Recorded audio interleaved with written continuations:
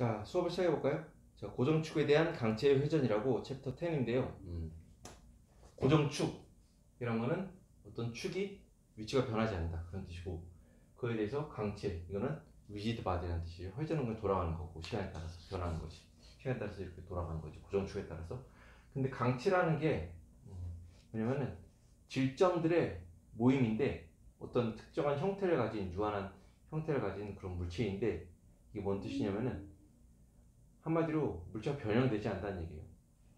무슨 뭐 풍선, 물 담아있는 풍선 이런 것들 움직임 좀 변한 그런 게 아니라, 딱딱한 그 안에 질점과 질점 사이에 거리가 변하지 않는, 우리가 강체라고 해요. 질점과 질점, 이 질점들의 위치는 바뀔 수가 있어요. 질점의 위치는 바뀔 수 있는데 질점 간의 거리는 그대로 유지되는, 그러니까 부서지지 않고 형태가 변하지 않고 움직이는 그런 물체를 그냥 강체라고 해요. 그래서 우리 그 회전 운동에 대해서 배워볼 건데, 특별히 이번 단원에서는, 그리고 일반 물리에서는, 예를 들어서 이렇게 합시다. 뭐 고구마가 있다고 쳐볼까? 고구마가 있으면은 어떤 이 고구마의 질량이 전부 다 모여 있다고 생각할 수 있는 어떠한 점을 우리가 얘기할 수 있죠. 우리가 CM, 그래서 Center of Mass, 질량 중심, 이렇게 얘기를 했습니다. 그래서 이 질량 중심 축을 지나는 축에 대해서 회전할 수도 있고요. 아니면 질량 중심 축을 지나지 않고 거기에 평행한 다른 데에 대해서 이렇게 회전하면 이렇게 띵글띵글 돌겠죠. 그런 운동들을 우리가 한번 배워보려고 그래요, 일반 물리에서. 자, 그래서 그러면은 운동을 우리가 얘기할 때는 항상 우리 운동을 기술할 수 있어야 돼요. 그래야지 다음 예측도 표현할 수 있고. 그런데 우리가 앞에서 했던 1차원, 2차원 운동 그런 거 할 때 분명히 우리가 처음에 배웠던 거는 변이, 속도, 가속도, 그래서 이런 걸 배웠죠. 그래서 이런 거에 마치 해당하는 것들 하나씩 배워봅시다. 이런 원판이 있고요. 여기 원의 중심이 있어요. 근데 원판 가운데 어떤 한 포인트를 우리가 딱 집었다고 합시다. 어떤 포인트 질점을. 자, 그러면 여기서부터 여기까지 거리를 우리가 직선 거리를 R이라고 합시다. R. 그러면 얘가 시간에 따라 만약 회전한다면 이렇게 반대 방향으로 우리가 여기를 각 세타라고 표현할 수 있죠. 근데 여기 시간이 지나더라도, 회전하더라도, 만약 여기를 중심으로 이 원판이 돌고 있으면은 이 R의 길이는 바뀌지가 않죠. 그렇죠? 근데 세타는 바뀌어요. 그래서 우리가 저 위치를 표현하는 데 있어서 필요한 거는 R과 세타예요. 그래서 R과 세타를 가지고 우리 쓰는 좌표계를 극좌표계라고 그러죠. 그래서 직각좌표계를 가지고 우리가 많이 그 앞에서는 배웠어, 앞 단원에서는. 그런데 이번 단원에서는 극좌표계를 가지고 우리가 표현을 많이 조금 할 거예요. 극좌표계를 쓰는 게 편해. 이걸 뭐 굳이 직각좌표계 쓸 필요 없어. 자, 그런데 이런 식으로 표현하는데, 세타가 이제까지는 만약에 우리가 각도를 재를 있으면은 포물선 운동할 때 45도 각도, 30도 각도 막 이랬어요. 그런데 이제 여기서부터는 라디안이라는, 몇 도 이게 아니에요. 라디안이라는 단위를 쓸 겁니다. 요걸 이제 공학계산기 여러분들, 나도 지금 공학계산기는 이제 없거든, 안 쓰거든. 근데 거기서 보면요, 옵션이나 그런 데 보면은 도를 바꾸는 게 있어, 라디안으로. 그렇게 해가지고 예를 들어서 뭐 사인 뭐 4분의 파이, 그러면 루트 2분의 1 이런 식으로 표현되게 나오죠. 거기서 이제 그런 걸로 바꾸도록 하세요. 계산할 때 그 라디안을 쓸 거예요. 그래서 그럼 1라디안은 뭐냐? 1라디안이 얼만큼인가요? 자, 요런 원이 있습니다. 우리가 반지름을 R이라고 합시다. 근데 그러면은 얘가 만약에 여기 있던 점이 시간에 따라서 회전을 해서 여기 변했어요. 자, 그러면요, 여기를 우리가 호라고 그러죠. 호. 그래서 호의 길이는 L 이꼴 R 세타, 이런 식으로 표시하잖아요. 자, 그런데 만약에 이 호가 반지름이랑 같아지는 요 각도가 나오잖아요. 나오겠지? 예. 이만큼 돌렸는데 여기 R이면 여기도 R 나오는 어떤 각도가 있겠죠. 그거를 우리가 1라디안이라고 합니다. 어려운 얘기 아니죠? 자, 그러면은 여기서부터 시작해서 한 바퀴 돌았어. 그럼 이 호의 길이는 원주가 돼서 2파이 R이죠. 그렇죠. 그러면은 이 한 바퀴가 몇이야? 한 한 바퀴 360도가 2파이 라디안 이렇게 써요. RAD 먹었어요. 그리고 반시계 거의 대부분 여기 우리 운동은요 반시계를 도는 걸 우리가 다 생각을 해. 그게 편해 보니까 반시계. 자 그래서 360도가 2파이입니다. 그러면은 180도는 몇에? 파이 라디안. 90도는 2분의 파이 라디안. 45도는 4분의 파이 라디안. 자 그래서 공학계산기를 다 바꿔놓도록 하세요. 이런 식으로 라디안 단위로. 자 그래서 예를 들어서 여기가 시작으로 했으면은 여기 딱 했으면 여기 세타 1이라는 값이 있을 거 아니? 더 돌아갔으면 세타 2 이런 식으로 급좌표기를 이용해서 우리가 어떤 위치에서의 이 점의 어떤 시점에서의 점의 위치를 r 세타 1 여기서는 r 세타 2 이런 식으로 표시할 수 있습니다. 그래서 우리가 세타 2 마이너스 세타 1 이거는 그냥 말 그대로 레디안 각도예요. 그런데 델타 세타를 우리가 표시할 수 있어요. 나중 각도 빼기 처음 각도는 델타 세타입니다. 오케이? 그래서 우리가 이거를 앞에서 우리가 이런 걸 변이라고 그랬죠. 변이 1차원 2차원 운동에서 질점 운동에서. 자 그런데 이걸 우리가 각자를 붙여갖고요 각변이라고 합니다. 각변. 오케이? 자 그런 다음에 1번 2번 그 다음에 우리가 평균 속도가 아니라 평균 각속도를 정의를 할 수가 있어요. 자 평균 각속도 오메가라고 씁니다. 자 이렇게 쓸게. 얘는 델타 세타 얘는 오메가 오메가라고 평균 각속도가 돼요. 얘는 어떻게 정의되냐면요 델타 세타분의 델타 t 이런 식으로 표시할 수 있어요. 그래서 평균 나타낼 때는 책에 따라 다른데 여기 평균 AVG 쓰거나 내지는 위에다가 바를 놓고 우리가 평균 개념을 쓸 수 있습니다. 그런데 만약에 우리가 잘하는 거 델타 t를 극한으로 보내면은 그게 바로 순간 각속도가 되죠. 만약 델타 t 0으로 보내면. 자, 그래서 리미트 쓰면 그래가지고 우리가 그 순간 각속도라고 하는데 이게 더 일반적으로 더 중요한 개념이거든. 우리가 이걸 더 많이 쓰거든. 그래서 순간자를 아예 빼버리고 그냥 이걸 우리가 각속도 그래요. 각속도 오메가 이렇게 표시합니다. 각속도가 정해져 있으면은 우리가 또 이제 그 각속도가 시간에 따라 어떻게 변하냐, 더 빨라지느냐, 그대로냐, 아니면 더 느려지느냐, 그걸 우리가 정할 수가 있죠. 그래 우리가 그걸 각가속도라고 그래요. 각가속도 그래갖고 각가속도를 정의하고 얘는 알파라고 씁니다. 알파. 그래서 만약 이 델타 개념을 가져오면은 얘도 마찬가지로 위에 바를 쓰거나 아니면 AVG를 써가지고 평균 각가속도를 정의할 수 있고 델타 t를 극한으로 버리면 순간 각가속도를 우리가 이 개념을 도입을 할 수가 있습니다. 그렇죠? 자 그래가지고 이게 더 중요한데 그럼 얘는 그래 얘는 단위가 뭐야?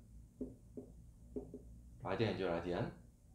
얘는 라디안 퍼 세크 이렇게 쓸 수 있겠죠. 얘는 단위가 뭐예요? 라디안 퍼 세크의 제곱 이런 식으로 우리가 단위를 쓸 수 있겠죠. 그렇죠? 자 그래서 여기서 근데 한 가지 이 정도 개념은 이제 처음에 세타 오메가 알파가 처음 봤을 때 익숙하지 않아서 그렇지 우리가 좀 더 샥샥샥 몇 번 이제 공부를 하고 문제를 풀고 그러면은 이제 조금씩 익숙해져요. 자 그런데 여기서 한 가지 더 중요한 개념은 뭐냐면은 우리가 얘가 변이가 벡터였잖아요. 속도, 가속도가 그래서 벡터가 됐잖아요. 벡터를 스칼라 시간으로 나눈 거니까. 자 그런데 여기서도 그런 걸로 인해서 우리가 벡터 계산으로서 얻게 되는 거 벡터를 분해하고 그러면서 우리가 얻게 되는 정보나 많은 걸 배웠어요. 자 근데 여기서 마찬가지로 세타라는 각도 있잖아.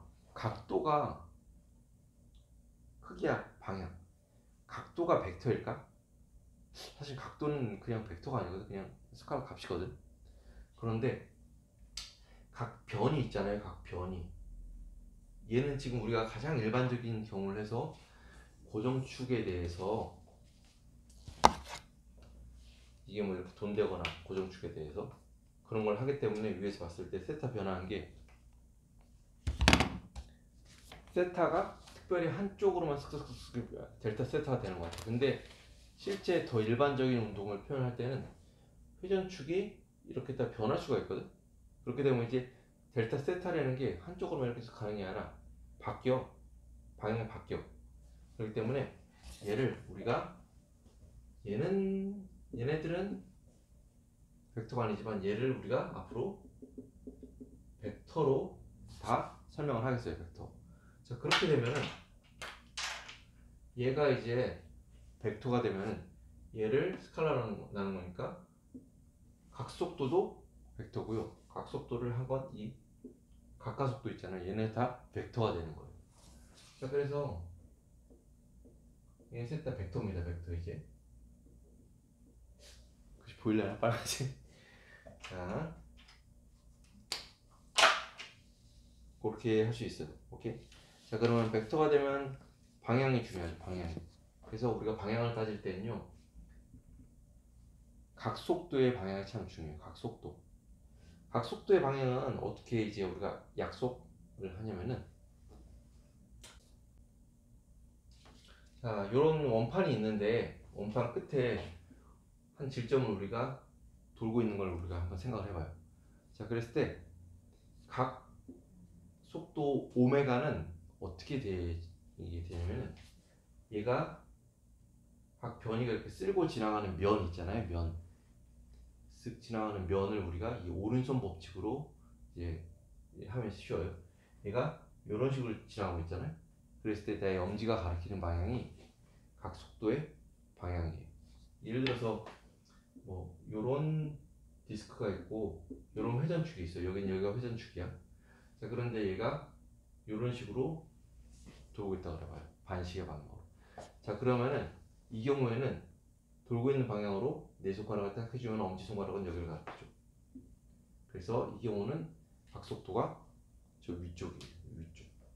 자, 그런데 이 경우는 어떻게? 각속도가 여기 나오는 방향. 요거죠.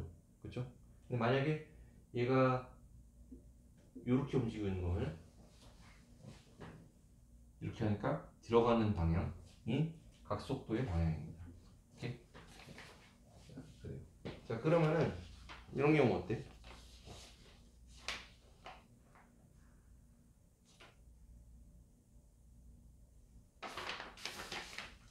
예를 들어서 어떤 시점에서 오메가 1의 각속도가 이렇게 벡터로 표현됐어요. 자, 그런데 짧은 시간 후에 오메가 2가 이렇게 됐다 그래요. 자, 그러면은 이게 델타 오메가죠. 아니, 어떻게 하면 이게 각속도가 이렇게 됐다가 또 빨라지나요? 이건요, 이런 식으로 어떤 판이 돌고 있는 거예요. 돌고 있기 때문에 오른손을 이렇게 해서 W 오메가 1인데 얘가 이때보다 이때 더 빨리 도는 거예요. 더 빨리 도는 거예요. 처음에 하면서 이제 가속이 된 거지. 그러면은 이런 식으로 됩니다. 만약에 감속이 되고 있는 어떤 원판이라고 해요. 그러면은 오메가 1은 이거야. 오메가 2는 이렇게 줄어드는 거지. 오케이? 자, 요게 그거고요. 또 하나 이런 경우도 있어요. 오메가 1이 이거였었는데요. 아니다. 오메가 1이 이거였었는데 오메가 2가 이거예요. 셀프의 길이를 같게 하고 방향이 다르게 합시다. 이런 경우는 뭐가 될까요? 어떤 고정축에 대해서 이렇게 돌았으니까 처음에 이쪽 방향으로 도니까 우리가 오메가 1을 정했는데 오메가 2는 이거래. 뭐냐면은 이게 뭐예요? 요즘 유행하는 어린이들 유행하는 거? 맨날 유행해야지. 팽이가 무한정에 이렇게 돌진 않잖아. 돌다가 이렇게 돌잖아. 그럼 이렇게 돌아오고 그러잖아. 그때 여기 있다가 얘가 기울어진 그 다음 그 두 순간을 캐치했을 때 아, 속도는 뭐 거의 같다 그래봐. 속도는 같은데 얘가 회전축이 기울어진 거. 그런 경우에 이렇게 표현할 수가 있겠죠. 오케이.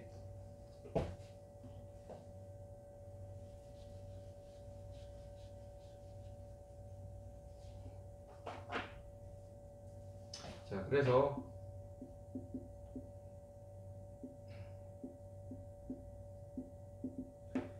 각가속도는 각속도의 시간에 따른 변화인데 만약 이게 일정하다 그래봐요. 그러면은 예전에 우리가 등가속도 운동했을 때 만약 A가 일정하면 뭐 이랬잖아. 그것처럼 만약 알파가 일정하잖아요. 그럼 우리가 이거를 등 각가속도 운동이라고 그래요. 그래서 다행인 게 그렇게 되면은 우리가 이런 식으로 쓸 수 있어. t 플러스 오메가 제로 v 이꼴 v 제로 플러스 at 그런 것처럼 오메가 이꼴 오메가 제로 플러스 알파 t 이런 식으로 쓸 수 있습니다. 베타는 2분의 1 알파 t의 제곱 플러스 오메가 제로 t 이런 식으로 등가속도 운동에 썼던 변이 대한 식을 쓸 수 있어요. 이거는 세타 2 마이너스 세타 1이니까 나중 변이는 각 변이는 나중 각은 처음 이걸 옮기면 처음과 플러스 오메가 제로 t 플러스 2분의 1 알파 t의 제곱 이런 식으로 표현할 수 있습니다. 마찬가지로 오메가 제곱 마이너스 오메가 제로의 제곱은 2as 하던 것처럼 2 알파 델타 세타 이런 식으로 쓸 수 있습니다. 자, 그런데 만약에 고정축에 대해서 그냥 단순하게 운동을 하고 있다면 그냥 이 표현들 위에 표현들 그 벡터 표현들 빼고 그냥 다 쓸 수 있어요. 오메가는 오메가 제로 플러스 알파 t, 세타는 델타 세타는 2분의 1 알파 t 제곱 플러스 오메가 제로 t 이런 식으로 그냥 갖다 쓸 수 있습니다. 자, 그래서 지금 챕터 10-1에서 중요한 거는 이런 식으로 썼던 우리가 그 식을 델타 세타 오메가 알파로 그대로 써서 만약에 등 각가속도 운동이면은 했던 식을 그대로 쓸 수 있고, 또 하나는 얘네들이 다 벡터다. 그런 거를 한번 기억을 해뒀으면 좋겠어요. 뭐냐면요, 만약에 이거가 3.5050 라디안 퍼 세크 제곱으로 일정한 어떤 바퀴가 있다가 그래봐요. 각가속도의 속도가 3.5 라디안 퍼 세크 제곱으로 일정한 운동을 하고 있어요. 그래서 문제에서 뭘 물어봤냐면 t 이퀄 0에서 각 속력이 2.0 라디안 퍼 세크야. 자, 그러면 이제 2초 동안에 흘렀을 때 회전한 각 변이는 물어봤어요. 그러면 그냥 등 각가속도 운동으로 보고 우리가 그냥 식에 넣고 쓰면 되는 거예요. 자, 그래서 2분의 1 알파 t의 제곱 플러스 오메가 제로 t 해놓고 보면은 이게 각 변이에 대해서 물어봤으니까 이렇게 쓸 수 있습니다. 처음 세타 제로라고 했다. 처음 위치를 그냥 0으로 놓으면은 이게 세타 2죠. 내일 그대로 쓸 수 있어요. 자, 그러면은 여기다가 2분의 1에다가 알파는 3.50 2의 제곱 더하기 3.50 곱하기 2 해버리면 되죠. 자, 그래서 얘를 나는 계산을 해보니까 단위가 뭐예요? 단위가 라디안이에요. 그래서 계산해보면 11 라디안이 나옵니다. 11 라디안. 그래서 11 라디안 이렇게 써도 되는데 문제에서 몇 도인지 위치를 물어보라는데 이걸 만약에 도로 바꾼다 그래봐. 도로. 그러면은 11 라디안을 몇 도로 바꿔야 돼요. 자, 그런데 얘가 2파이가 360 2파이 라디안이 360도니까 요거를 계산해보면은 11 라디안 그리고 2파이 라디안이 360도니까 요걸 계산해보면은 630도가 나옵니다. 그러니까 360도. 두 바퀴를 채 못 돈 거지. 그치? 이런 식으로 630도 이렇게 나옵니다. 자, 그래서 만약에 이번에서 물어봤네. 그래서 이게 11 라디안이야. 이건 몇 바퀴냐? 그래요. 11 라디안인데 2파이가 한 바퀴잖아. 여기서 파이는 그냥 3.14 그냥 그대로 넣는 거예요. 계산기에서 파이라고 입력하면 돼. 자, 그렇게 하면 이게 1.75 책에서는 레볼루션 또는 로테이션 뭐 이런 식으로 쓰면 되겠죠. 1.75 바퀴를 돈다 이렇게 우리가 표현하면 될 겁니다. 2번에서는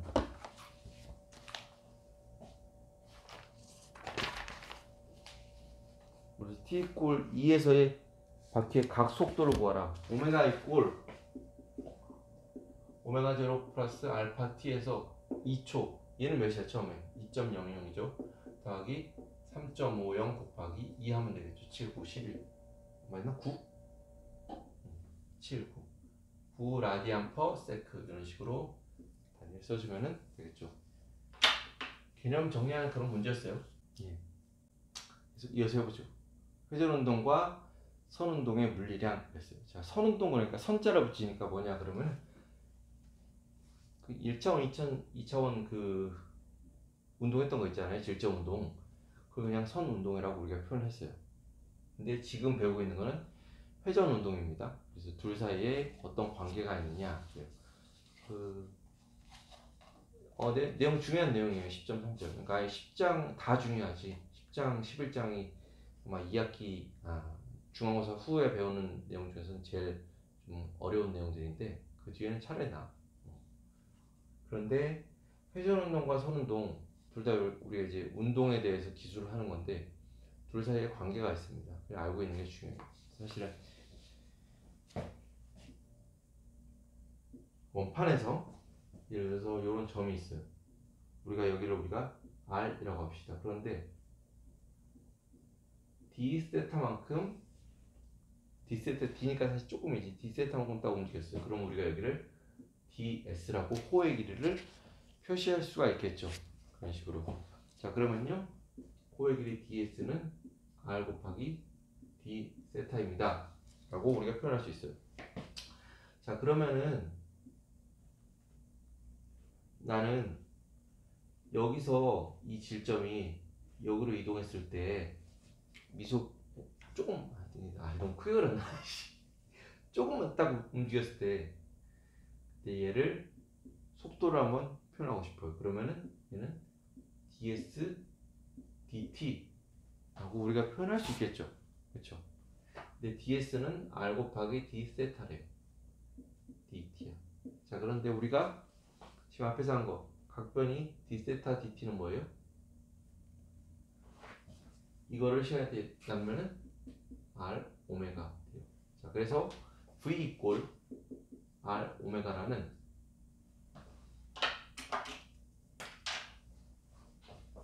회전운동과 그리고 선운동 사이의 관계식이 우리가 하나 구해지는 겁니다. v 이꼴 r 오메가. 오케이? 자, 얘를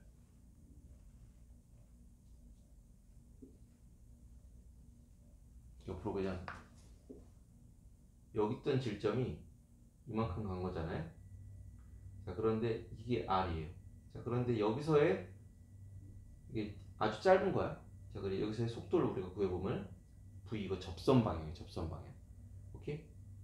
그런데 이렇게 운동하는 회전 운동에서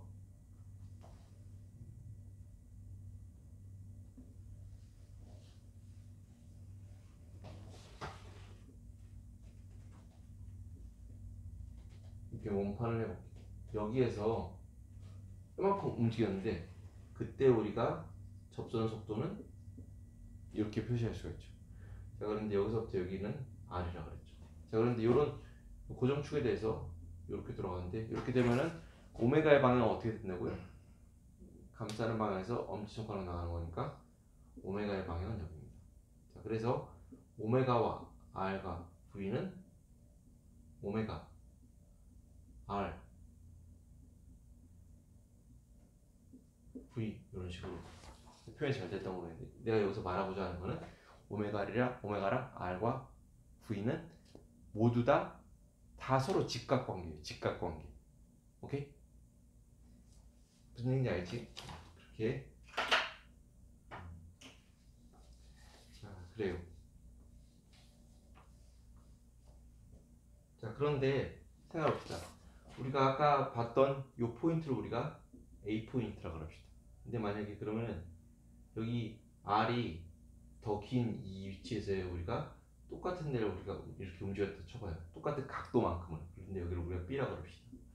자, 질점 A가 강체 내의 어떤 한 질점 A가 싹 움직이는 때 같은 각도 dθ만큼 움직였어요. 자, 그러면 A와 B가 움직인 호의 길이는 다르죠. B가 더 많이 움직였죠. 저 B가 어떤 사람이었으면 더 힘들어. 더 멀리 가야 되니까. 자, 그런데 여기서 말하고자 하는 거는 V 꼴 R 오메가 이렇게 쓰는데 얘랑 얘는 오메가가 같죠. 오메가는 세타로부터 이제 유도된 거잖아요. 그래서 A와 B는요 각속도의 크기라고 합시다. 각속력이 같아요. 또 이게 그리고 강체의 정의예요. 같은 위치 떨어져 있으면 회전을 하면은 같이 이렇게 회전해요. 오케이? 그래서 같은 각속도로 이렇게 돕니다. 여기 있는 포인트나 여기 있는 포인트나 아니 이 원판의 끝에 있는 포인트나 다 같이 같은 각속력 오메가로 돕니다. 그런데 그들의 선속력 V는 다 다르죠. 여기가 제일 작을 것이고 요 끝에 있는 게 선속력은 제일 크겠죠. 왜냐? V 꼴 R 오메가인데 오메가는 다 같아요. 그런데 R이 다르니까 선속력은 달라요.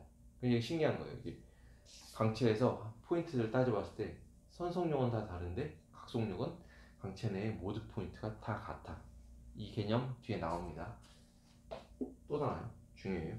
자, 그리고 회전운동과 선운동에서 지금 속도의 관계를 따져봤더니 V 꼴 R 오메가라는 관계가 있다 그랬어요. 자, 그러면 가속도를 따져볼까요? 가속도는 dv dt예요. 지금 둘 사이의 관계를 우리 식으로 표현하는 거예요. dv dt인데 v는 좀 전에 r 오메가로 표현된다 그랬어요. dt. 그런데 r은 일정하다 그랬어요. r d 오메가 dt 하면 얘는 r 뭐예요?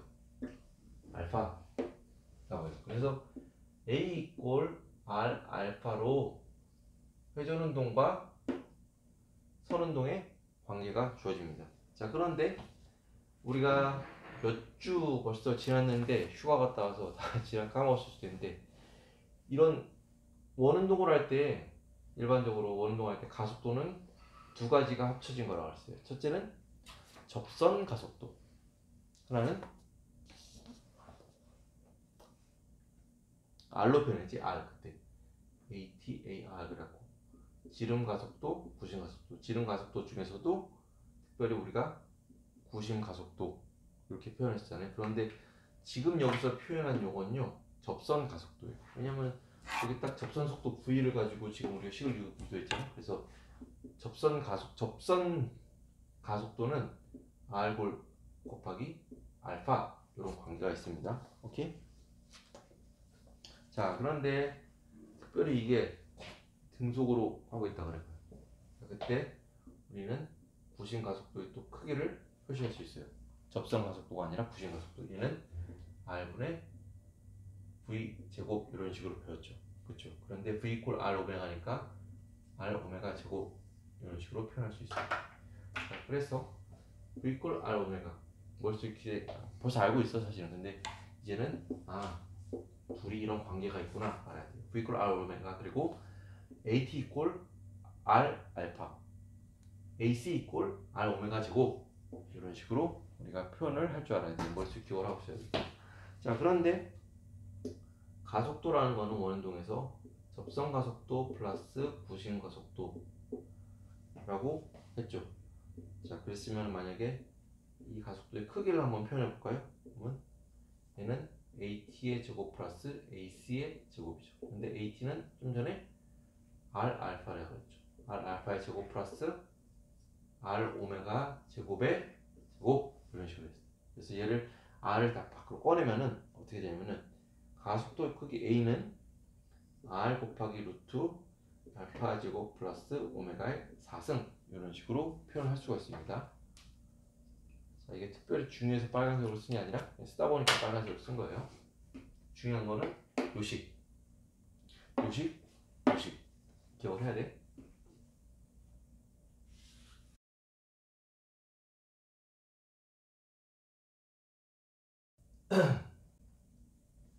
자, 봅시다. 토크라는 거에 대해서 우리가 할 건데,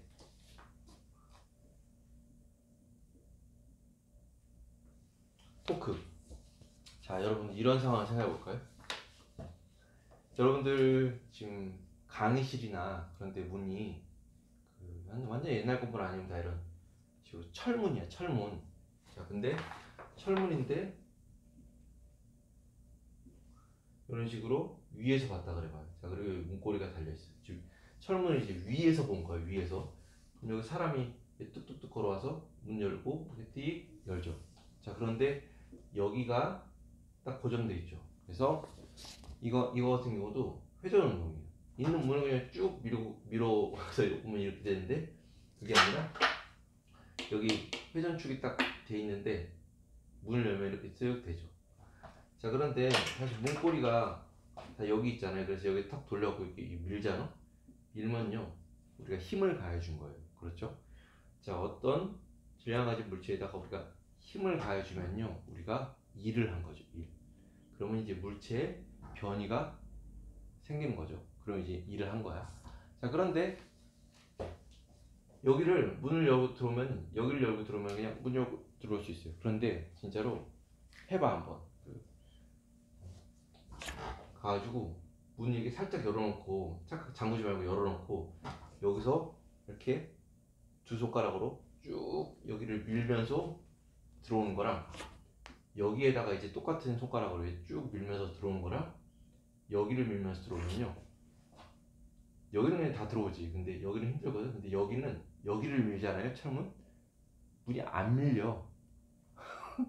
진짜 여러분들 그 동기 중에서 뭐 제일 힘센 사람, 아니면 이번에 졸업한 사람 중에서 뭐 육사 수석을 데려와도 이건 안 밀려. 너무 무거워서. 진짜 이게 밀고 있으면 너무 무거워서 안 밀려요. 아니, 똑같은 내 힘으로 밀었는데 왜 여기서는 밀리고 여기서는 좀 힘들고 여기서는 안 밀리나요? 자, 그럼 왜냐면 이게 달라요. 더 최악의 상황 말해볼까? 힘을 여기로 줘봐. 문 꿈쩍도 안 해. 꿈쩍도 안 해. 자, 그래서 이런 식으로 어떤 칠판이 우리가 마찰이 없는 면이라고 그냥 가정을 해볼게요. 그리고 여기가 회전축이고요. 딱 여기다 박아놨어, 목 같은 거를. 그리고 이런 막대기가 있어요. 자, 그런데 내가 여기에다가 이렇게 민 거예요 지금. 그리고 밀면은, 손잡이 밀고 하면은 문이 열리는 거지. 자, 그런데 좀 더 일반적인 경우로 보기 위해서 내가 이런 식으로 어떤 이 포인트에서 힘 F를 줬다고 해보세요. 자, 그러면은 어떤 물체에다가 고정축을 가지고 있으니까 내가 힘 F를 줬으면 이게 딱 움직여. 그런 게 바로 회전 운동이에요. 내가 힘을 줬기 때문에 이게 움직이는 거예요. 그래서 회전 운동이에요. 근데 우리가 선운동, 앞에서 했던 질점 운동에서는 우리가 힘 F를 가지고 했는데, 여기서는 힘 F가 주는 대로 다 가지 않아요. 왜냐면 똑같은 힘을 줘도 여기서 문 밀 때 달라. 문이 안 움직여. 그런 것처럼 어떤 식으로 이렇게 힘을 어떻게 주냐에 따라 달라요. 그래서 만약에 힘을 이렇게 줬다 그래봐요. 이거 안 움직여. 그런데 힘을 이렇게 줬다 그래봐요. 그럼 얘는 문이 좀 움직이겠죠. 만약에 힘을 이렇게 줬다고 해요. 만약에 힘을 이렇게 줬다고 해봐요. 자, 그런 경우처럼 먼 곳에서 회전축으로부터 더 먼 곳에서 밀었을 때 힘을 더 많이 받습니다. 더 힘을 더 많이 받는다고 표현을 하고, 회전축에서 먼 곳에서 했을 때 더 회전이 잘 돼요. 그치? 근데 똑같은 먼 곳이라도 이렇게 하는 거랑 이 포인트에서 이렇게 하는 거랑 이렇게 하면은 문 안 움직여. 그래서 뭔 어떤 관계가 있냐면은, 여기 회전축에서부터 이쪽으로 우리가 거리를 R이라고 합시다. R. 그럼 요 R, 요 위치 벡터가 나타내는 거랑 이 작용점에서의 F가 작용하는 거랑 여기 어떤 이런 각도가 있겠죠. 자, 그래서 얘는요, 내가 힘을 얼마나 줬느냐. 왜냐면 여기서 힘을 주더라도 이만큼 힘을 주면 좀 더 여기 문 움직이기 힘들거든. 그래서 내가 힘을 얼마큼 줬느냐. 오케이? 자, 그리고 지금 요 작용점이 여기로부터 작용점이 회전축으로부터 얼마나 떨어져 있느냐, 그게 중요하고, 그리고 요 R 벡터와 F가 이루는 각도 있잖아요.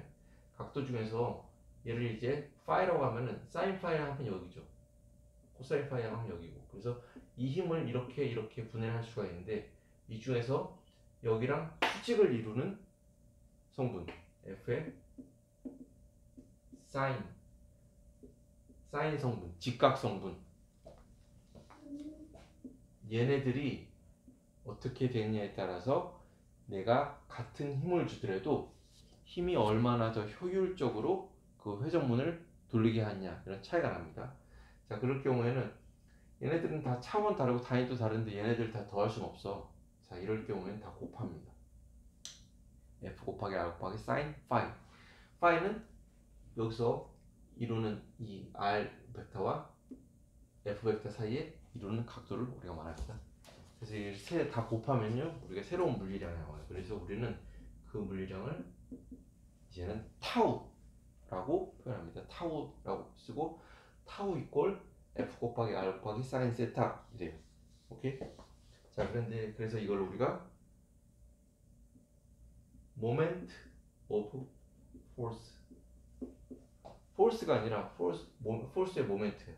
그러니까 힘의 능률, 힘의 효율, 이런 식으로 표시하고, 순수 한글말로는 얘는 힘이잖아요. 얘는 근데 한국말로는 돌림 힘이라 그래. 돌림 힘이라고 그냥 한국말 써. 그냥 타오라고 하고, 그러니까 힘이 얼마나 이게 효율적으로 여기 전달돼 있냐, 그걸 나타내기 위한 물량이에요. 그래서 질적운동에서는 F였었는데요, 이게 여기서는 타우로 돼요. 그리고 타우는 벡터입니다. 벡터. 오, 맞아, 벡터. 순간 헷갈렸어. 자, 그래서 얘는요 이렇게 쓰고요. 그런데 여러분들 R, F, sin, phi 뭐 달라진 거 하나도 없죠. 이건 바꾸면 좀 곱셈이니까. 그런데 타우로 우리가 기억할 때요, 외울 때요, 외워야 돼. 이거를 RF sin 세타로, RF sin phi로 여러분들 기억을 해주세요. RF sin phi, FR sin phi 똑같은데, 요거 파이를 따질 때 R, F 순으로 해야지 각도가 나오기가 편하거든. FR 그러면 각도가 약간 우리가 좀 익숙하지 않은 모양으로 각도가 나와서 헷갈릴 수가 있어요. 왜 이렇게 외워 편해? F의 사인 세타로 해야지 이 F의 요 성분이 나오는데, 요 성분이 요거랑 수직인 성분만 딱 고려해서 하는 거예요. 그래서 타우 이꼴 RF 사인 파이로 따라해보세요. 타우 이꼴 RF 사인 파이, 타우 이꼴 RF 사인 파이 이렇게 씁니다. 그리고 얘는요,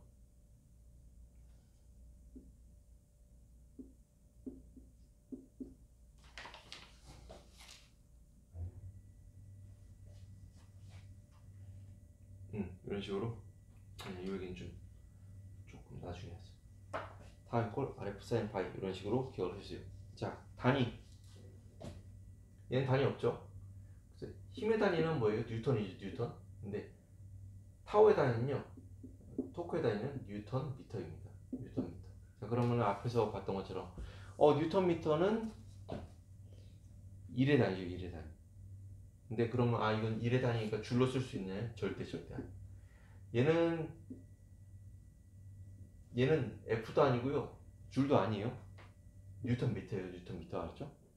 이렇게 그냥 그대로 쓰세요. 얘는 이 1이 아니야, 1. 알았지? 자, 그래서 뉴턴 미터 이렇게 쓰고, 타워도 역시 마찬가지로 벡터량이고, 벡터량. 오케이. 벡터량이면은 방향이 있겠죠. 방향 좀 이따 얘기합시다. 오케이. 그래서 그러면 이 타워 왜 배우는 거예요? 그러니까 근데 여러분들 지금 눈치를 채는 학생들도 있을 텐데, 우리가 질적 운동에서 했던 이런 것들 있잖아요. 하고 여기다가 이제 등가속도 운동이 등 가가속도 운동에 그대로 대응되는 걸 썼죠. 오케이. 그런데 힘에 했던 게 F가요, 이제 회전 운동에서는 타우예요. 근데 힘이 얼마나 작용점과의 거리에서 얼마나 효율적으로 이 물체를 회전시키느냐를 따지는 거예요. 자, 그리고는 질량에 해당하는 것도 있을 거고요. 운동량에 해당하는 것도 있을 거예요. 똑같이 그냥 그대로 대응이 되는 거예요. 오케이? 자, 그래서 앞에서 질점 운동에서 어떤 물체가 이제 운동 상태를 바꾸면은 가속도가 이제 바뀌는데, 가속도를 유발하는 거는 뭐라 그랬어요? 힘이라고 그랬죠. 마찬가지로 회전 운동에서는요, 등 가까속도가 중요한데, 등짝배 가까속도가 중요한데, 가까속도를 유발하는 그 근원은 뭐예요? F가 아니라요, 이런 모든 걸 고려한 타우, 토크가 중요해요. 토크, 알았죠? 이걸 우리가 토크라고 합니다. 힘의 능률, 힘의 효율 또는 돌림 힘, 이렇게 표현해요. 자, 그래서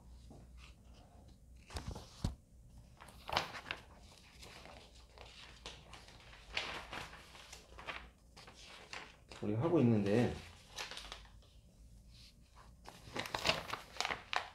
238페이지 보면은 퀴즈 10.4 있거든.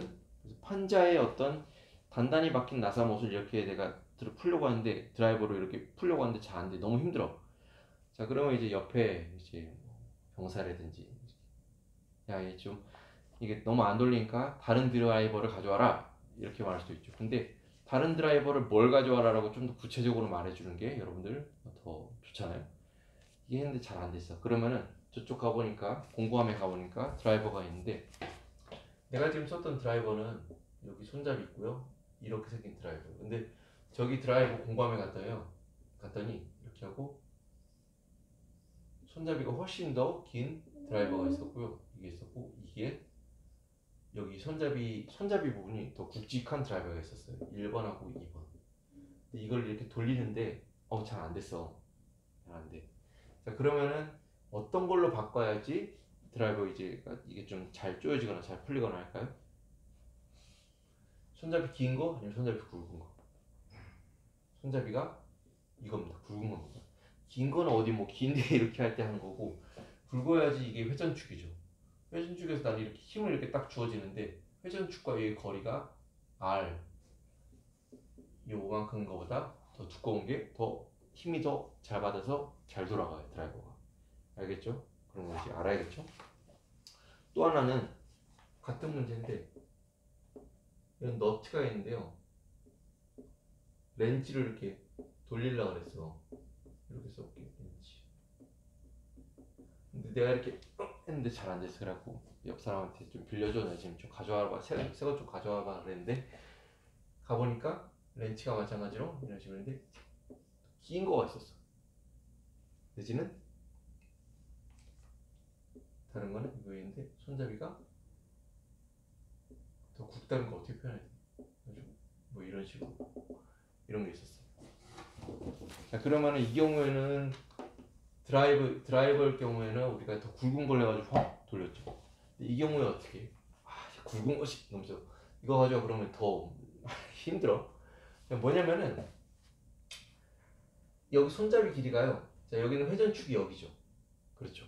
회전축이 여기여서 이걸 놓고 이제 돌리는 거잖아요. 그럼 회전축으로부터 내가 여기다가 힘을 주고 훅 하는 거잖아요. 그럼 이게 거리가 아니잖아요. 근데 내가 같은 사람이 같은 힘으로 한다면은 여기 거리가 더 길수록 더 이게 돌리는 힘이 더 세겠죠.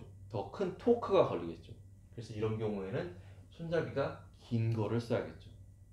컨셉이 좀 이해가 됐죠? 토크에 대해서, 돌림 힘이란 거.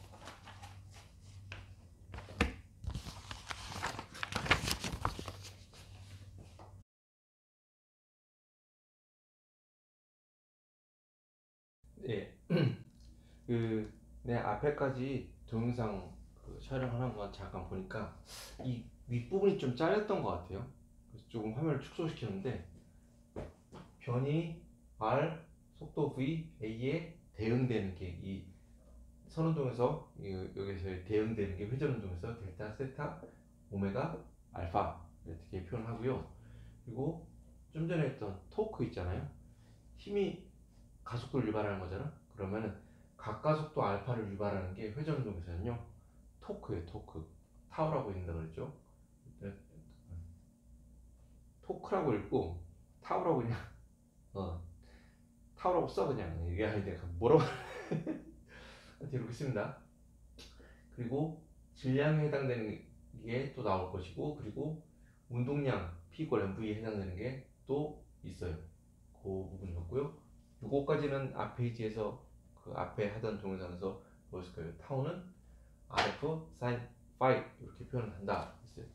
자, 그래서 지금부터 그 챕터 10-6, 7, 8장 여기가 조금 다 약간 내용이 다 하나 순서대로 하기보다는 이거 하다 보면 저거 설명하고 저거 설명하면 이렇게 나오거든. 그래서 내가 여기 그냥 쭉 이어서 회전운동 에너지 그리고 뭐 이렇게 설명을 해볼게요. 한번 잘 이해를 해보세요. 회전축이 있어요. 회전축에서요 이렇게 회전운동을 하고 있는 타원이 아니라 원위의 원 이렇게 돌고 있는데, 여기 어떤 질점에 한 질점이 있다 그래봐요. 그러면요 여기 회전축으로부터 여기까지 직선 거리를 우리가 RI라고 합시다. 그리고 얘는 어떤 질점 MI라고 합시다. 오케이? 자, 그러면 돌고 있으면 얘는 분명히 선속도, 접선속도 VI를 가질 거예요. 그렇죠? 자, 그리고 어떤 뭐 이런 강체 내에서 어떤 한 질점을 우리가 도는 걸 생각을 해보세요. 자, 그러면은 이 I라는 이 질량 MI 그 질점의 그 질량 가진 질점이 가진 운동 에너지 우리가 표현할 수 있죠. 얘는 2분의 1의 MI의 VI의 제곱, 그렇죠? 이렇게 할 수 있죠. 자, 그런데요 이거 안에 질점이 이거 하나가 아니라 무수히 많은 게 있다 그래요. 그러면은 토탈 운동에는요 운동 에너지는 I가 1부터 전부 다 끝까지 이런 식으로 표현할 수 있겠죠. 토탈 운동 에너지는 각 질점의 운동 에너지 다 합친 거. 운동 에너지는 스칼라이거든. 스칼라인. 그냥 다 더 있으면은 전 포인트면 10개 그냥 다 더하면 되고, 10개면 100개면 100개 다 더하면 돼. 연속치면 다 더하면 돼. 자, 이렇게 됩니다. 그러면은 시그마 i의 2분의 1의 mi의 vi의 제곱 이런 식으로 될 수 있겠죠. 자, 그런데 선운동과 회전운동 사이에는 v = r 오메가라는 관계식이 있다 그랬었죠. 자, 그래서 왜 이걸 하냐면은 VI를 표시하고 싶어. 그런데 RI에 오메가 I 이렇게 표시를 하고 싶어요. 뭐냐면은 여기 하나 있을 수도 있고요. M2는 뭐 여기 있을 수도 있고 M3는 여기 있을 수도 있어. 자, 그거에 대해서 거리가 R1, R2, R3 이렇게 다 다르겠죠. 자, 여기서의 R이라는 건요 회전축에서의 직선 거리를 말해요. 어떻게 표현할까? 여기다 한번 써볼게. 내가 만약에 어떤 물체가 있는데 그걸 옆에서 봤어. 그런데 그 물체가 옆에서 봤을 때 두꺼운 디스크 형태였는데 두께가 있는 디스크 형태였어. 근데 그걸 딱 옆에서 보면은 이렇게 되잖아. 자, 그런데 이 각 포인트에서의 질점이 있는데 거기에서의 거리는요 이렇게 돼요. 어떤 특정 점에서의 이런 거리가 아니라 평행축으로부터의 각각의 다 직선 거리를 말하는 거예요. 직선 거리. 그렇지? 자, 이런 식으로 표현해요. 그래서 걔를 한번 넣어보려고 그래요. 그러면은 이거는 이렇게 쓸게. 시그마 i의 2분의 1의 mi vi의 오메가 i의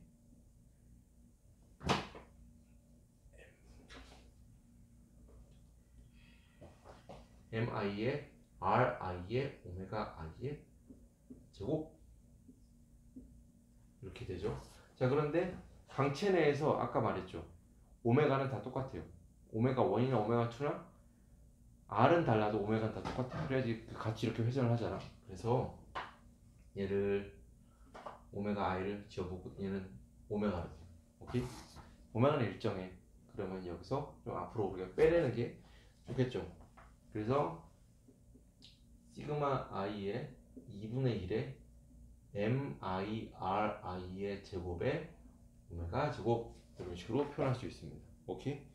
자, 그래가지고요 얘를 그냥 다시 또 꺼내버리면은 자, 토탈 운동 에너지는요 2분의 1의 시그마 i의 MI의 RI의 제곱 오메가 제곱 이런 형태로 됩니다. 질점 운동 운동에서 운동에는 2분의 1 mv 제곱으로 표시됐죠. 근데 지금 회전 운동에서의 우리가 회전 운동 에너지를 따져봤더니 2분의 1 괄호 오메가 제곱이라는 표현으로 우리가 할 수 있어요. 자, 그래서 우리가 이 부분이 마치가 아니라 실제로 질적 운동에서의 질량 m이 여기서는 이거를 우리가 2분의 1 i 오메가 제곱이라고 했고 i로 표현해요. i. 그래서 얘를 우리가 회전 관성 모멘트라고 우리가 합니다. 이거는 아마 그 관성 모멘트, 회전 모멘트, 관성 모멘트라고도 부르고 회전 모멘트 또는 회전 관성 모멘트라고도 불러요. 그러니까 이게 질적 운동에서의 질량에 해당되는 거예요. 자, 여러분들 어떤 질량을 가진 물체가 있는데요. 내가 힘을 줬어요. 그런데 얘는 그러면 가속도 A를 가지게 되는데 이게 뉴턴의 제2법칙이죠. 근데 뉴턴의 제1법칙은 뭐예요? 물체는요, 자기의 운동 상태를 유지하려고 하는, 변화를 싫어하는, 자기 운동 상태를 유지하려고 하는 그런 성질이 있어요. 그걸 우리가 관성이라고 했어요. 근데 그 관성을 우리가 표현을 이제 물리적으로 표현을 해야 되니까 거기다 단위를 붙여서 표시한 게 바로 질량이라고 했어요. 그리고 단위는 킬로그램. 그렇죠. 그런데요, 얘는 회전 운동에서는요, 요거에 해당되는 게 바로 이렇게 표현이 됩니다. 시그마의 i에 mi의 ri의 제곱 표시됩니다. 요 mi는 들어가는데요, 회전축으로부터의 직선거리 ri라는 게 제곱 텀이 더 들어가게 돼요. 그래서 우리가 이거를 회전 관성 모멘트 또는 회전 모멘트 관성 모멘트라고 부릅니다. 오케이? 이거는 처음 배운 학생들이 많을 거예요. 근데 생각을 해봐. 어떤 특정 모양을 가진 강체가 있는데 내가 고정축에다 놓고 이제 그걸 회전을 시켜. 자, 그런데 만만한 게 옛날에 힘 운동 막 그런 거 표시할 때 제일 만만한 게 사실은 맨날 사람들이 분필이나 이런 거 눈앞에 있으니까 내 지금 눈앞에 이게 있어. 자, 그런데 내가 얘를 어떻게 할까?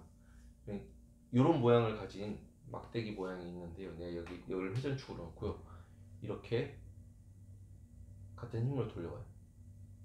이렇게 왔다 갔다 해봐. 그럼 이제 왔다 갔다 회전하는 거잖아. 이렇게 돌아가는 건데 잠깐 요거 짧은 것만 생각해봐. 이렇게 하면 느끼는 거랑 내가 여기를 잡으면 이제 중심축이 여기가 아니라 여기가 되는 거잖아요. 여기 했을 때요, 느낌이 달라. 이게 어떤 형체를 가지고 질량을 가지고 있기 때문에요, 회전축이 어디냐에 그에 따라서 이 느낌이 다른 거예요. 돌아가는 내 필요한 에너지가 다른 거예요. 자, 우리가 그거를 얼마나 회전에 대해서 우리가 좀 회전하는 거에 대해서 저항하는 그 회전 변화를 싫어하는 그 정도를 나타내는 게 바로 I라고 쓰고 관성 모멘트라고 합니다. 이 개념은 알아야 돼요. 그래서 중요한 거는 이렇게 쓰고 I 이꼴 시그마의 MI의 RI의 제곱이라고 하고 관성 모멘트 킬로그램 메타 제곱이라는 단위를 갖고 있고요. 그리고 R이란 게요, 혹시나 착각하지 말아야 되는 거, 회전축으로부터의 각 포인트에서의 이 직선 거리를 말하는 거예요. 오케이? 자, 그래서 얘는 지금 어떤 질점들로 이루어진 개에 대해서 우리가 그냥 생각을 해봤는데, 이게 만약에 연속체, 강체면은 어떻게 표현을 해줘야 돼요? 시그마가 아니라 인테그랄의 r 제곱의 dm 미소 질량에 대해서 떨어진 거리 r 제곱을 이렇게 해서 다 적분을 해줘야 되는 거. 이런 식으로 표현합니다.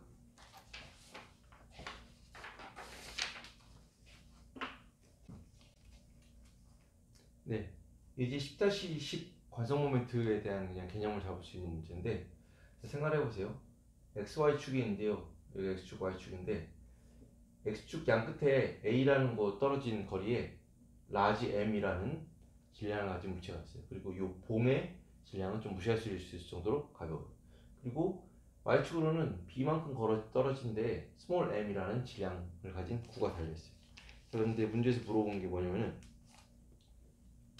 y축을 중심으로 내가 만약에 각속도 오메가로 얘를 돌렸어.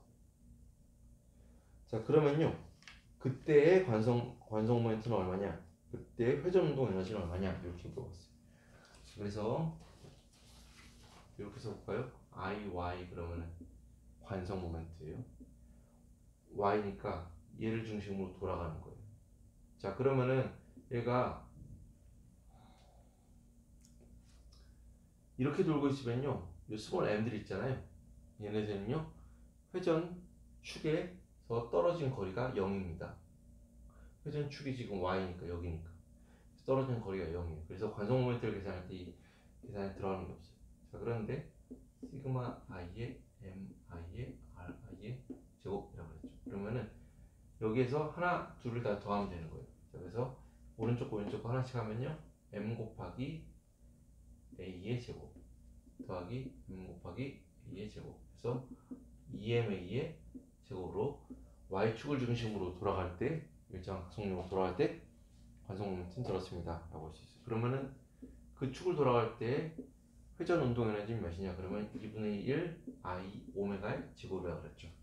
그래서 2분의 1 넣고 관성 모멘트에다가 EMA 제곱을 넣으면 돼요. 그래서 그게 그냥 숫자 그냥 표현한 거야. 자, 그래서 만약에 문제에서 이제는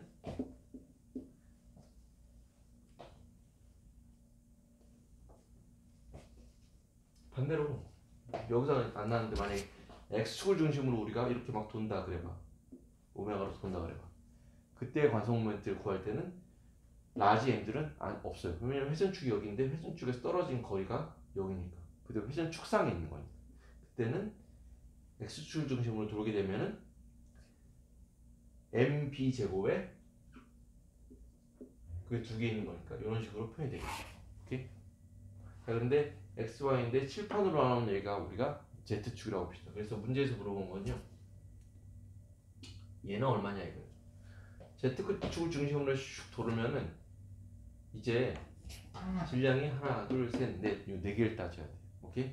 그래서 시그마 i의 m i r i의 제곱에서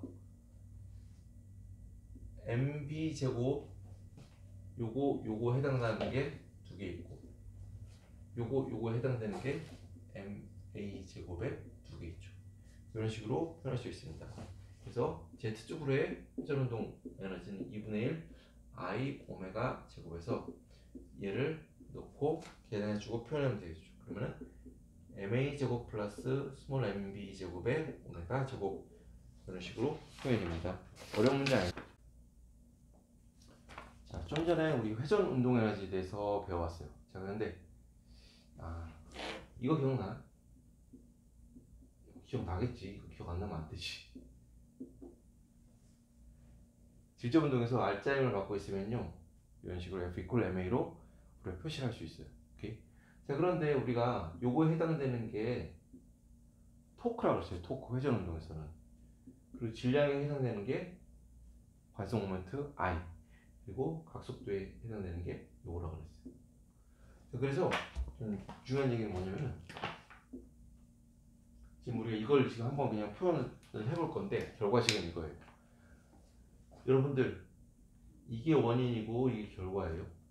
힘이 가해져서 그 물체의 가속도가 변해요. 그래서 힘이 주는 방향이, 알짜 힘이 가해지는 방향이 가속도의 방향이에요. 근데 자, 회전 운동에서는요, 토크가 회전 운동을 유발합니다.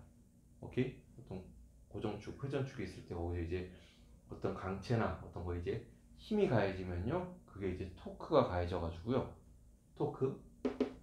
토크로 인해서 그 강체의 각가속도가 변해요. 이걸로 인해서 이게 변하는 거예요. 오케이? 그게 중요한 거죠. 자, 그래서 만약에 이런 회전축이 있는데 어떤 이런 판때기 물건이 있다 그래요. 그러면은 여기를 우리가 미소질량 DM이라고 칩시다. 자, 그런데 내가 여기서 이쪽으로 힘을 가해줬어요. 딱 힘을 가해줬어. 자, 그리고 여기가 회전축이야.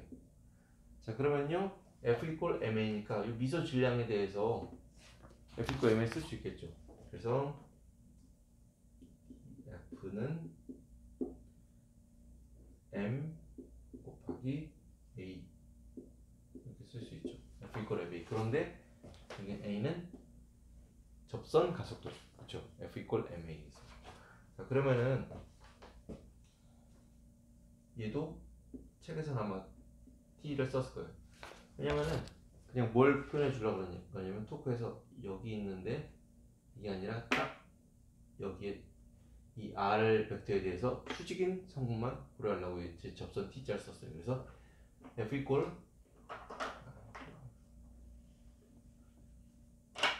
요 미소 질량에 대해서 F 이퀄 MA를 쓰면요, DFT는 F 이퀄 AT 쓰고 벡터 이렇게 표현을 쓸 수 있죠. 자, 그러면은 여기 걸리는 우리가 토크를 한번 미소 토크, 미소 힘이 아니라 미소 토크를 한번 표현을 해보자면요, 이래요. 아까 토크를 표현할 때 RF sin phi 이렇게 하라고 했어요. 그런데 여기서부터 여기까지 거리를 우리가 R이라고 합시다. R. 그러면은 R 곱하기 F sin phi인데 F는 좀 전에 이거예요. DFT 하고 얘랑 얘가 이루는 각도 phi가 90도면은 sin 90도인데 1이니까 안 쓸래. 이게. 자, 그러면요, 얘를 다시 쓰면은 R 곱하기 DM 곱하기 쓴 거야. AT 이렇게 쓸 수 있죠. 오케이. 그런데 우리가 선속도와 선운동과 회전운동에서 AT는 R 알파라고 했어요. 기억나죠? AT는 R 알파. 자, 그래서 얘를 그냥 갖다 쓰면요, 얘를 다시 여기다 대입을 하면은 R 제곱에 알파의 DM이, 자, 미소 질량에다가 미소 힘을 딱 줘줬어요. 미소라는 건 작다는 뜻이야. 줬어요. 그때 이 질량이 아니라 이제 토크를 따져보면요, 미소 토크는 R 제곱의 알파 DM이라는 형태로 나옵니다. 자, 그러면은 미소 토크가 이만큼이면은 가해지는 모든 포인트에서의 토크를 이제 우리가 다 계산해 볼 수 있죠. 그래서 R자 토크 시그마 타우는 인테그랄 하고 적분형으로 표현해 주면요, 알파의 R 제곱의 DM 이런 식으로 표현할 수 있습니다. 적분을 할 수 있습니다. 자, 그런데 알파는 모두 똑같죠. 각 속도가 다 똑같으니까 같은 시간을 했으면 방체 내에서 각각 속도 다 똑같아요. 그래서 알파 일정하니까 빼줘. 그리고 인테그랄 R 제곱의 DM 이런 식으로 표현할 수 있죠. 자, 그런데 얘를 인테그랄 R 제곱의 DM 이거가 뭐라 그랬어요? 앞에서 그냥 이건 연속체고 시그마 i의 mi의 ri의 제곱 이걸 이제 적분 형태로 나타내주면은 이런 식으로 된다고. 그러고 이게 뭐라 그랬어? 모르면 안 돼. 이번 단어 끝났을 때 관성 모멘트라고 그랬어요. 그래서 R자 토크는 I 곱하기 알파 형태로 우리가 쓸 수 있어요. 자, 이 형태가 우리가 직접 운동에서 했던 거랑 똑같아. R자 힘은 MA로 나타내는 것처럼 R자 토크는 I 알파로 나타낼 수 있어요. 얘는 얘에 대응하고 질량은 관성 모멘트에 대응하고. 그래서 R자 토크는 시그마 타우는 I 알파 이런 식으로 표현할 수 있다. 그래요. 시그마 타우는 I 알파.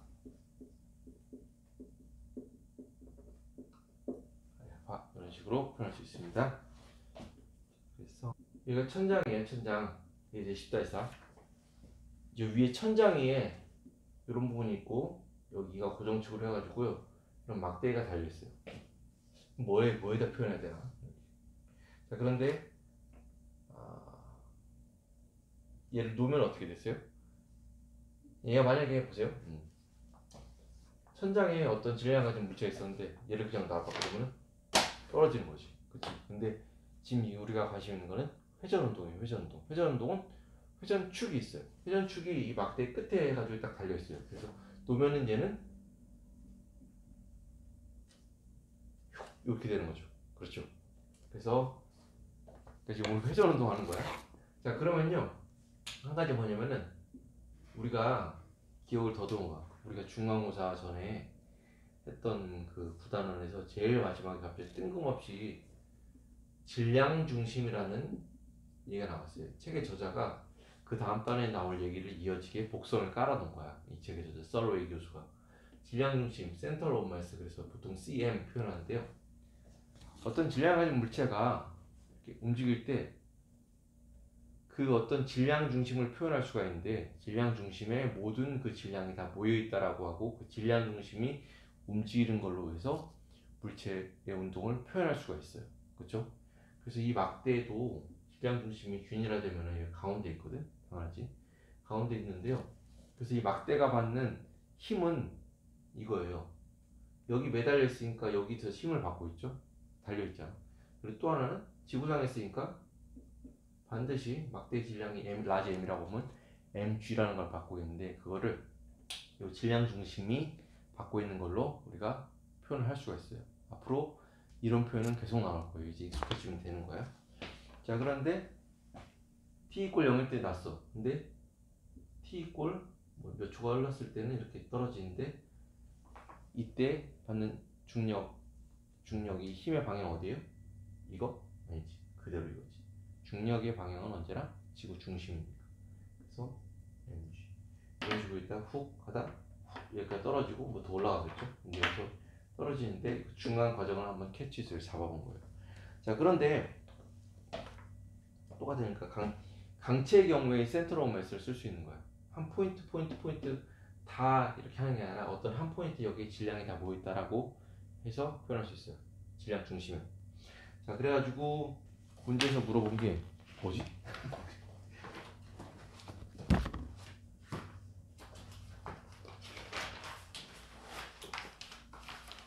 이제 10-4 길이가 L이고 질량이 라지 M인, 그리고 마찰이 없는 요것에 있는데, 여기서 회전 중심에 대해서 딱 이렇게 회전한다. 그래서 막대의 처음 가까속도와 처음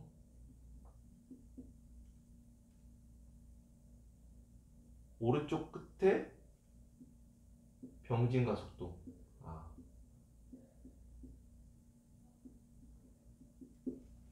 처음의 가까속도와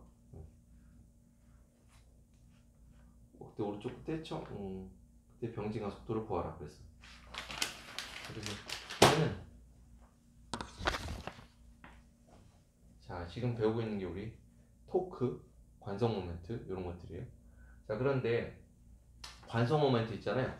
관성 모멘트는 얘가 구형이냐 실린더형이냐 막대기냐 그런 거에 따라 다 다릅니다. 그게 바로 지금 우리가 보고 있는 281페이지 여기입니다. 속이 꽉 찬 원통 실린더냐, 아니면 속이 비어있는 원통 실린더냐, 아니면 판인데 아니면 구인데 속이 비어있는 구자, 이거에 따라서 관성 모멘트 I는요, 이거는 다 다르게 나타나요. 그래서 적분 구간에 따라서 이 DM을 우리가 표현해 줘야 돼요. 표현. 오케이? 자, 그런데 제일 그 만만한 게 구 아니면 막대기 이런 거거든. 제일 쉬워. 자, 그래서 예를 들어서 이런 막대기가 있는데, 얘가 있으면은 얘는 분명히 회전축이 있고 힘을 받고 있는 거니까, 회전축이 있고 회전축에서 얼만큼 떨어진 데서 힘을 받고 있는 거니까, 얘는, 이 막대기는 토크를 받고 있습니다. 토크. 그쵸? 그 토크를 우리가 표현하면은 이렇게 쓸 수 있죠. R, F의 사인, 파이, 세타, 파이 쓸 수 있어. 자, 근데 R자 토크를 따져보면요, 이제 R자 토크는 힘으로부터 기인하죠. 중심축이 있고 중심축이 떨어진 데서 받는 힘에서 기인을 하는데, 여기서 이 막대기가 갖고 있는 힘은요, 중력이 있고요, 그리고 이게 잡고 있는 힘이 있어요. 그런데 회전축이 여기잖아요. 근데 회전축에서 같은 위치에 이게 있기 때문에 이거는 우리가 전혀 고려를 안 해도 돼. 회전축으로부터의 거리 R이 제로야. 그러니까 얘로 야기되는 토크는 없어. 얘로 의해서 야기되는 토크인데, 여기서부터 여기까지 거리가 2분의 L이죠. 떨어진 거리, 그리고 받는 힘 mg, 그리고 사인 세타.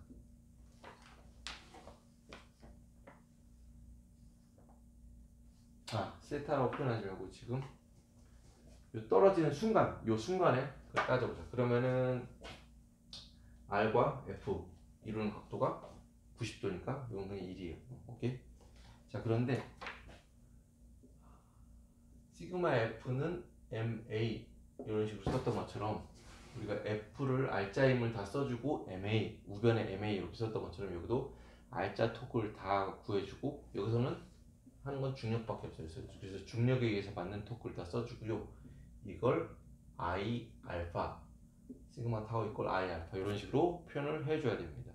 자, 그래서 이게 회전운동이 나도 학생 때 그랬고 제일 처음에 보면은 하다 보면은 질점 운동이 쉬운 거였구나 라는 생각이 들어요. 왜냐면 문제에서 질점 운동 같은 경우는 보통은 받는 힘이 몇이다 힘 같은 게 보통 주어지거든. 근데 여기서는 토크가 안 주어져. 자기가 찾아내야 돼. 자기가 구해야 돼.